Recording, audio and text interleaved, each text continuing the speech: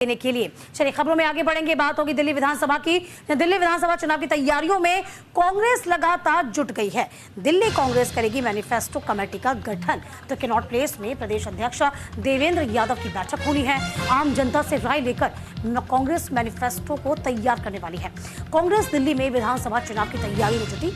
जल्दी कांग्रेस का घोषणा पत्र जारी होगा। जल्द ही मैनिफेस्टो कमेटी का गठन किया जाएगा।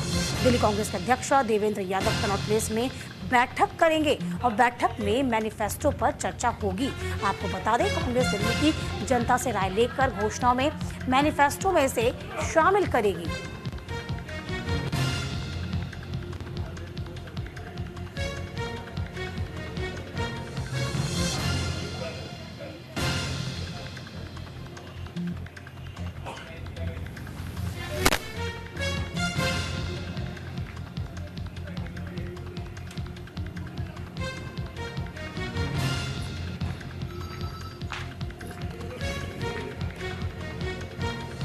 तमाम जानकारी के साथ दिल्ली से हमारी सहयोगी कंचन कनौडिया इस पूरी खबर पर नजर बनाए हुई हैं।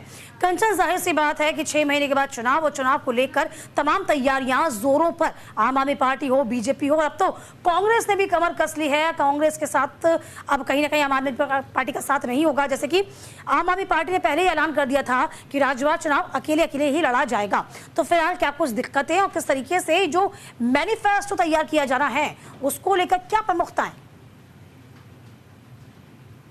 जी बिल्कुल, देखिए आपको बता दें, दिल्ली कांग्रेस जो है वो आज जो है अपना मैनिफेस्टो को लेकर तमाम तरीके के फैसले करके और लॉन्च करने वाली है। आपको बता दें, लोकसभा चुनावों में जिस प्रकार से आम आदमी पार्टी और कांग्रेस ने और तमाम 28 दल थे इंडिया गठबंधन के तहत जो है चुनाव लड़ा गया था पूरे देश में। लेकिन अब बात करें दिल्ली की, तो दिल्ली में ये जो समझौता है गठबंधन का, ये आम आदमी पार्टी और कांग्रेस में नहीं होगा। दिल्ली और आम आदमी पार्टी ने बहुत पहले ही क्लियर कर दिया था कि दिल्ली के अंतर्गत हम अलग अलग दोनों पार्टियां चुनाव लड़ेंगे और गठबंधन नहीं किया जाएगा। और आपने देखा होगा कि जिस प्रकार से लोकसभा चुनावों के बाद जब भी कांग्रेस पार्टी या फिर आम आदमी पार्टी से कांग्रेस का जिक्र, कांग्रेस आम आदमी पार्टी का जिक्र गठबंधन को लेकर दिल्ली में किया गया है, तो आमतौर पर आरोप प्रत्यारोप की राजनीति दोनों तरफ से जारी रही है। जब बात करें, मुख्यमंत्री अरविंद केजरीवाल जेल से बाहर आए थे, पूर्व मुख्यमंत्री, तब जब कांग्रेस के लीडर से बात की गई थी तो तमाम तरीके के इल्जाम नजर लगाते हुए नजर आए थे। उनका साफ तौर पे कहना था कि जो अरविंद केजरीवाल है उन्होंने दिल्ली में जनता के लिए कोई काम नहीं किया। सड़कें हो, पानी हो, बिजली हो, तमाम तरीके के मुद्दे उठाए थे और अरविंद केजरीवाल के साथ ही पूरी आम आदमी पार्टी को भी घेरते हुए कांग्रेस पार्टी नजर आई थी।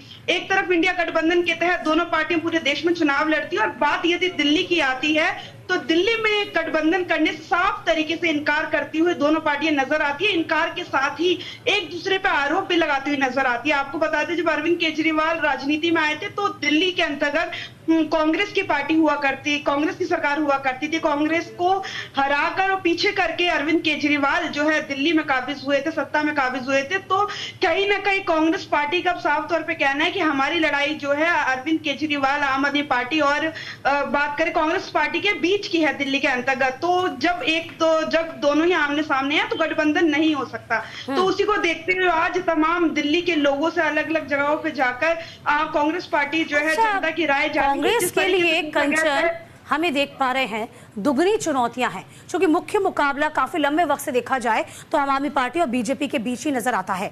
फिलहाल अपनी खोई हुई सियासी जमीन को तलाशना शीला दीक्षित के बाद बहुत ज्यादा चुनौती कहीं ना कहीं कांग्रेस के लिए तैयार हो गई है और इसी चुनौती को पार पाना होगा। जी बिल्कुल, देखिए आपको बता दें कि शीला दीक्षित की जब सरकार रही थी तो तमाम अरविंद केजरीवाल हो, अन्ना हजारे हो, उन्होंने अनशन किया था और तमाम जो है आरोप लगाए थे केजरीवाल कांग्रेस की सरकार पर कि इन्होंने घोटाले किए हैं, चाहे कॉमनवेल्थ गेम हो या अन्य चीजें हो उनको लेकर। लेकिन अब जब दिल्ली में 10 साल तक आम आदमी पार्टी की सरकार रह चुकी है तो दिल्ली वासियों में भी कहीं ना कहीं नाराजगी है। जिस तरीके से देखा गया, आम आदमी पार्टी ने जगह जगह पे जाकर जो है कैंपेन की की थी वॉशिंग मशीन को लेकर लोकसभा चुनावों के अंतर्गत, लेकिन दिल्ली में गठबंधन में आम आदमी पार्टी कांग्रेस ने चुनाव लड़ा था लोकसभा का, लेकिन एक भी सीट दोनों ही पार्टियां लाने में असमर्थ रही थी। तो साफ तौर पे दिल्ली की जनता ने दोनों ही पार्टियों को पीछे करके भारतीय जनता पार्टी को चुना था। तो देखना ही होगा, दोनों ही पार्टियों के लिए जो चुनौती है वो बेहद कड़ी है। हालांकि लोकसभा चुनावों के जो मुद्दे होते हैं वो अलग होते हैं, विधानसभा चुनावों के जो मुद्दे होते हैं वो अलग होते हैं। दोनों ही डिफरेंट तरीके के जो चुनाव होते हैं वो होते हैं, लेकिन देखना यह होगा कि क्या